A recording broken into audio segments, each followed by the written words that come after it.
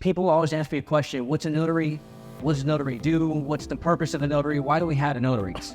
I just feel that there's another extra cost. It costs me 5, 6, 7% more on the purchase of my condo. And I figured instead of me trying to explain to y'all what a notary does and who they are, I'd rather get it from the horse's mouth, right? So to speak, quote unquote. And that what he was telling one, he works as a remote office or in conjunction with a notary here in Tulum. This is not an actual notary office in Tulum. What he does, he's a liaison who gets people in communication with the proper authorities that need to get done with a notary, right? So, Ramon, I've got a couple questions for you. Yeah, go ahead. And my main question is, what's a notary? Well, it is.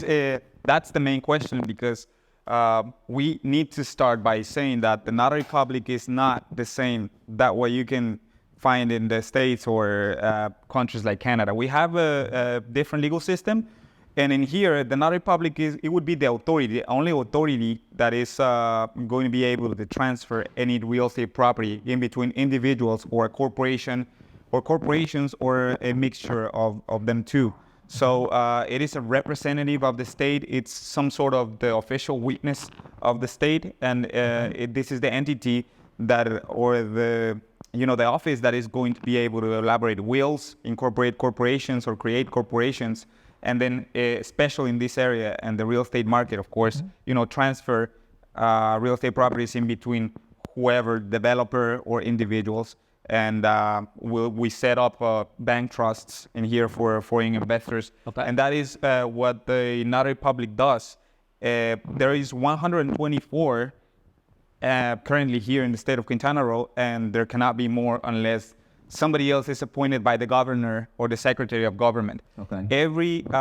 Every notary public is a lawyer, but not every lawyer is a notary public. It's a special place for the lawyers. Okay.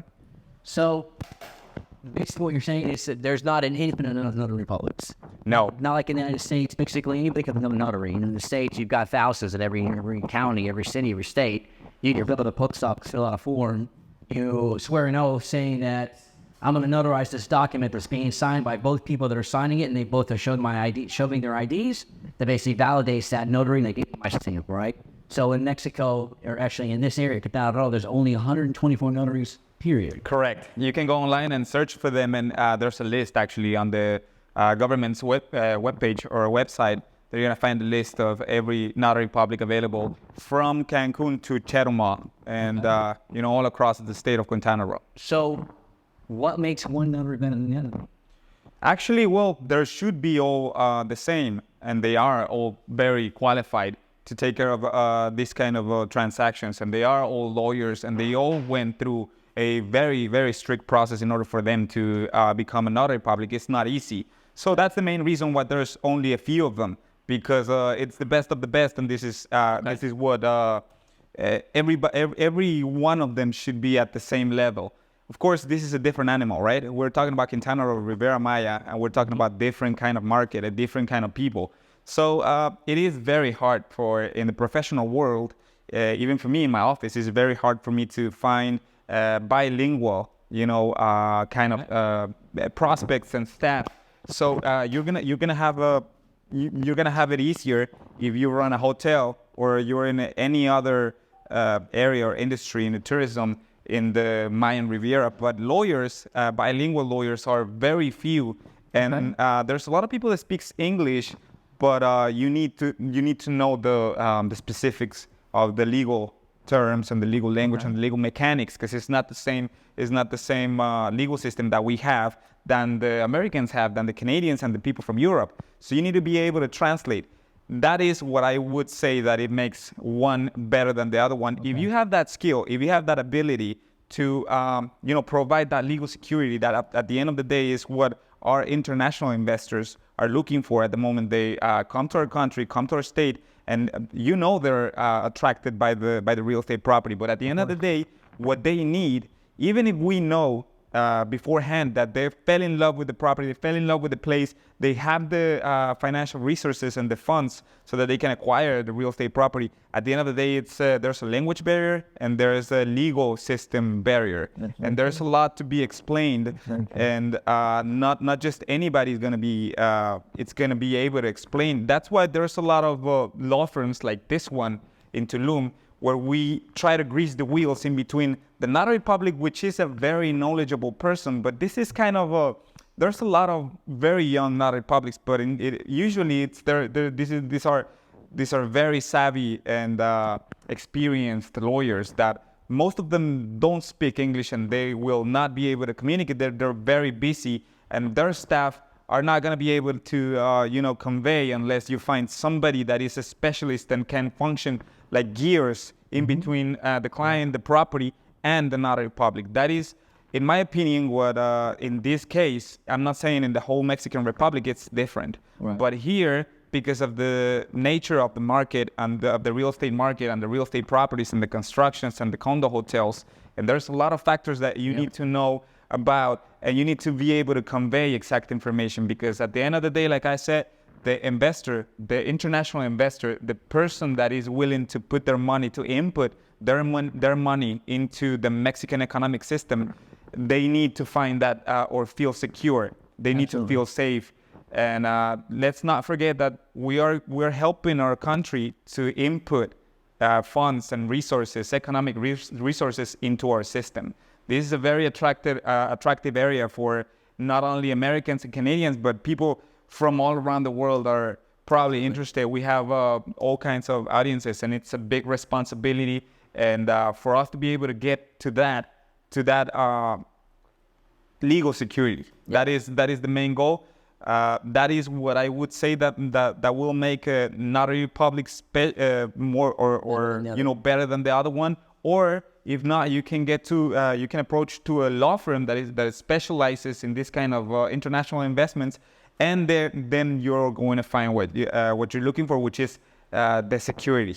Okay, honestly, that's, if you look up the top 5 reasons of the insecure feeling investors have in the Mexican market, usually it's not understanding the legal aspect of the country, and 2, the language barrier. Correct. So right there, you're kind of hitting the nail on the head, having both those options in one notary. So what makes one notary better than the other is be able to transmit or convey the legal information in layman's terms, right, towards something that I can understand what you're talking about, and then building the trust and investing in the company. That's amazing. That is correct. I'm going to ask you a question. Yeah. It's going to be a hard question. Go ahead. Then why, if there's 124 of these notaries around, then why do some notaries charge 5%, some of them charge 6%, some of them charge 7% for closing? This is a 2-part question. For the closing of that property, and then I also want to know what that percentage entails. Why am I paying 5%? Why am I paying 6%? Why am I paying 7%? Why is there different values across the board? Why isn't there a standardization? And what does that fee entail? What does it give me? It is an interesting question, because I need to clarify this probably on a daily basis, because the notary fees and whatever estimate a notary will give you will vary from transaction to transaction. It's not we cannot define these estimates by a percentage, because it depends on the kind of transaction that we have in hands, right? Like, for example, if it includes a bank trust or not, if it's an international investor or a Mexican national, that would vary for like 50,000 pesos. So there you're gonna have a disparity on your percentage. Now, there's no way we can define the notary or the closing costs or this notary estimates in a percentage, because it depends in many factors. It will depend on many characteristics of the same transaction. Okay. So, for example, we have a constructor that just created a new apartment building, but this constructor acquired financial leverage from a bank, right? So they have some sort of mortgage that the bank helped this company to, financially, so that they can build up the property and subdivide it and all that. So of course there's a legal contract and there's a legal situation between them too that we need to cancel. Mm-hmm. That is another cost that the real estate superintendent's office, which in Spanish is the Registro Público de la Propiedad del Comercio, that's the name in Spanish, but it's basically translated to what we know in other countries like the real estate superintendent's office. Okay. Right? Those guys take care of the whole registration. So the notary public is the one that is going to elaborate the title, pay all the taxes on your behalf. All those taxes are going to be included in that estimate, and it depends on the price, the zone. If you have ocean front, like if your property is on the water, that's a different treatment because that's an extra entity that you need to deal with, which is off a mat, right? And there's additional taxes that you need to make sure that are covered and that you have the you have the authorization of this government entity, which is pretty much who regulates every property on the water. So it's not going to be it's very hard for us to define a percentage. Yes, it really is usually between 5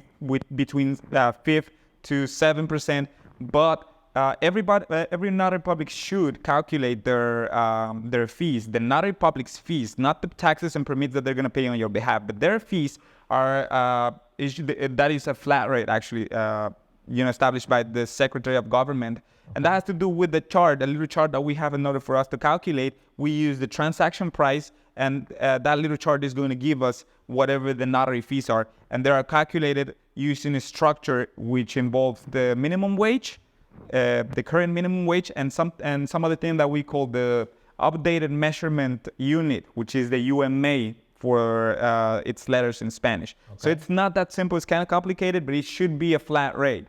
So the notary public is not officially a representative of the state, but it's kind of it's been appointed by the Secretary of Government, and they all should. If you take your transaction to any of them, they all should give you the same estimate for their fees at least. So the other part of the estimate are going to be just taxes and permits, and that depends on what kind of transaction we're dealing with. It could be a commercial property, so that will include IVA, right, or VAT, which that alone is 16% more to add on that estimate. So it's not going to be 5 to 7% at all. That is going to go to probably 10 or 11%. If we're talking about residential, why would I have to pay 10 or 11%? When I'm buying the property, I would pay 10% tax on the property? No. As a buyer, that's no problem. But if the seller is selling a commercial property, that's a VAT involved, and it's a different treatment. My point is that, or what I'm trying to say is that every transaction is different. Yes, residential is the most common transactions here. So residential-wise, it's 5 to 7, but it depends on the kind of structure that we have. If the constructor, for example, has a mortgage, we need to cancel partially that mortgage for that unit so that we can transfer it. Now, if the new buyer has is using a bank loan to acquire this new property, then that's another registration step that we need to take. And every registration step, the right, we call it derechos, which is rights in English, but I don't know. It's just a fee for the real estate superintendent's office. Every fee, it's like cancellation of mortgage is one fee, transfer of the real estate property is another fee, and then the constitution of the new mortgage is another fee. So there's 3 of them, and each one costs 65 UMAs, and the price of the UMA in 2023 is 103.47, I think, or 72, something like that. So it's 6,700 something pesos. Okay. That UMA is a measurement tool that we have, and it will change every February. So your estimate, if you have an estimate from last year, it might be not valid in this year because of that concept, that UMA that changed in February. So we need to update that. It's going to go up a little bit because of the inflation and all that. So it all comes down to that measurement unit, the UMA. Wow. So there's a lot of fees, huh? So I guess my next question would be is, let's say we figured it out. We're gonna use you or whoever we're gonna go with. What does my 6% cover? What's the process? What's the breakdown of that? Are you paying for my fideicomiso, my deed in trust? I mean, what are you doing for that 6%? Yes, we try to cover the whole 9 yards, right? So we try to cover every tax, every fee payable by the acquirer, by the buyer, so that they don't have to do anything. Especially if we're talking about an international investors. Of course, you're not gonna ask a German person to go around, government buildings and have this language barrier, try to, pay these taxes and not understand people. It's not gonna work. Right. So what we do is that we usually have in their offices, the notary publics, they will have a person that is designated to that. It's some sort of an office boy. He will run around all these entities and pay for every document and process every document needed in order for us to have the complete file, and so that we can elaborate or the notary public can elaborate the final title. Okay. So taxes, there's a long list, but some of them are the acquisition tax, for example, which is the largest number that you're going to see in any estimate, which is the acquisition tax is 3% in the state of Quintana Roo. In municipalities like Cancun, for example, which is Benito Juarez, is 3% plus 10% of that 3% because of some cultural subject that they decided that it was applicable. But in Tulum, for example, Playa del Carmen, which is Solidaridad, and Tulum, Cozumel, and Bacalar, or Tompe Blanco, Tompi Blanco, those that tax, the acquisition tax is 3%. Anybody that acquires real estate property is they have to pay this tax, 3% for or calculated on the price of the transaction. Now, this is a very sensitive subject because, of course, I have questions sometimes. Yeah. Can I just say that my property was just 200 pesos, so that my acquisition tax is just very little, so I can reduce it.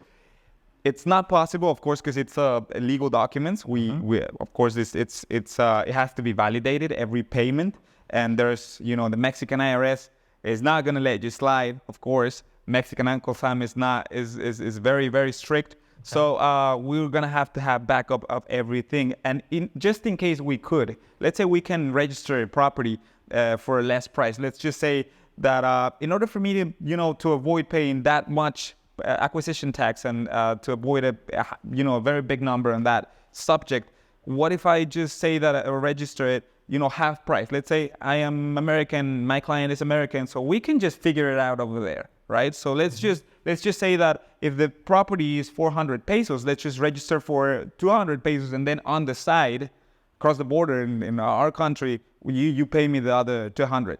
That is okay, and that might not be, that might pass. But the problem is that at the moment you sell, you're going to be responsible for capital gains tax, and you're not going to sell for less than 400 because you acquire at 400. You didn't register at 400, but those 200, now you're responsible for capital gains tax because in the eyes of the government, you're making that profit, that 200 pesos is a profit to you. So if you sell 3 or 4 years from now in 600 pesos, you're not going to be responsible only for the 200 pesos that you really are making, but for the other 200 that you decided to just find an angle around. Correct. That makes sense. So, so basically, you're passing the problem on to somebody else, to the resale, to the new purchaser. Right? It makes for real estate agents the transactions more difficult because now they have to find somebody that is willing to do the same thing but years after. And what if the law changed already? Yep. So okay. So I'm going to ask you some really basic questions. So foreigners can buy properties in Mexico. Correct. Yes. And they can buy properties at través or through a fideicomiso, correct? Yeah, the bank trust. Okay.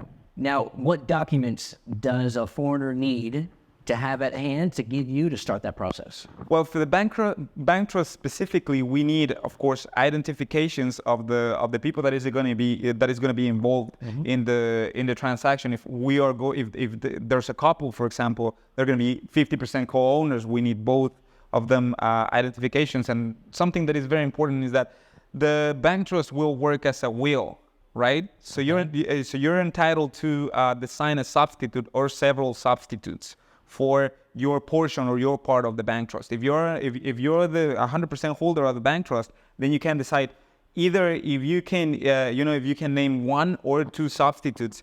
If there's co-ownership, if there's a 50% owner and then another 50% owner, each one decides who their substitutes are going to be, and that's important. Everything else is just like most of the documentation that we need is from the buyer. What we do need for you is that, or the notary public is, you can do it, or the notary public can do it. The thing is that now the notary public or your lawyer is going to do that for you because, of course, language barrier and all the things that I mentioned before. Yeah. So it's the Ministry of Foreign Affairs permit. So we need a permit from that entity, which is the Secretary of Foreign Affairs, which is located in Mexico City. Okay. All right. So there's one lawyer that is in charge of the whole permits for the whole restricted area of the Mexican Republic. So he's in charge of Puerto Vallarta, Cabo, Puerto Escondido, Oaxaca, and then, of course, the Mexican Caribbean. So he's a very busy guy. That might take, up to 6 weeks for us to process and just get it.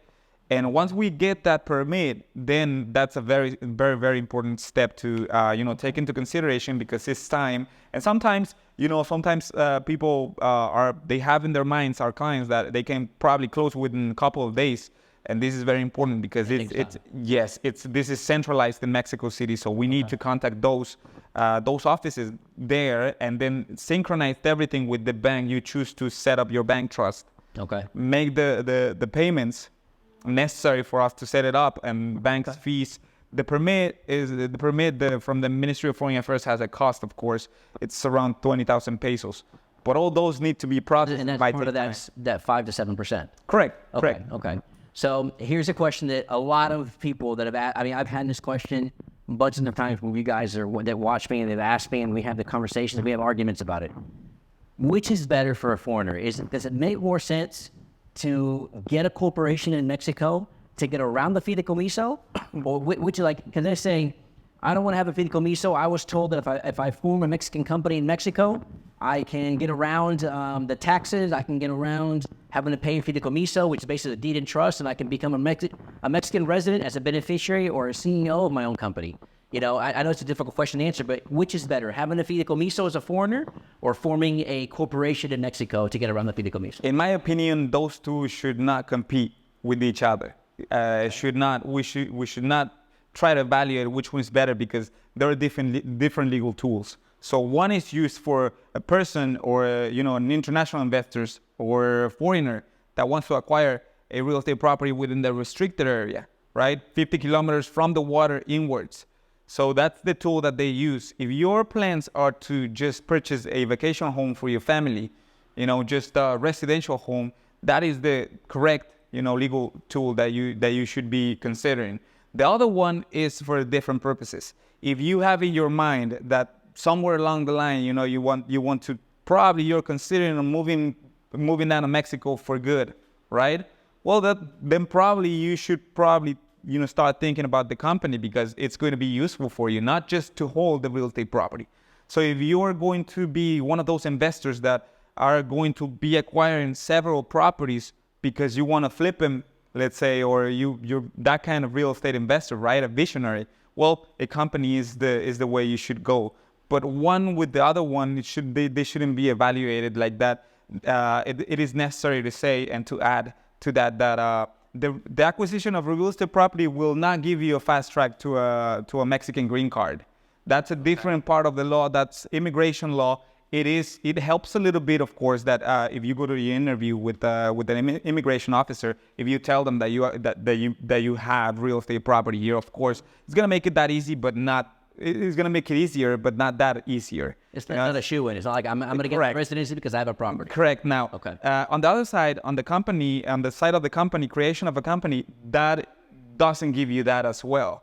You can be a shareholder of a Mexican company without being a resident or without being a Mexican citizen, and it's not going to be. It makes it easier, but not that easier for you to acquire for immigration purposes. It shouldn't be thought, or people shouldn't be thinking on that, or we shouldn't be suggesting that. If your purposes are immigration purposes, well, then you need to acquire the services of immigration specialist, an attorney with the specialist that is a specialist on that area.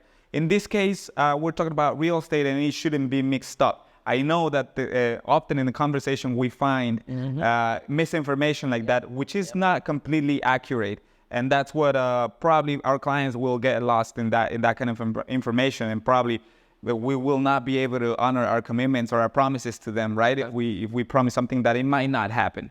So, let's say I'm a foreign investor and I want to buy my property and I want to put it up on Airbnb. That's not my second vacation home. I'm never going to stay in there.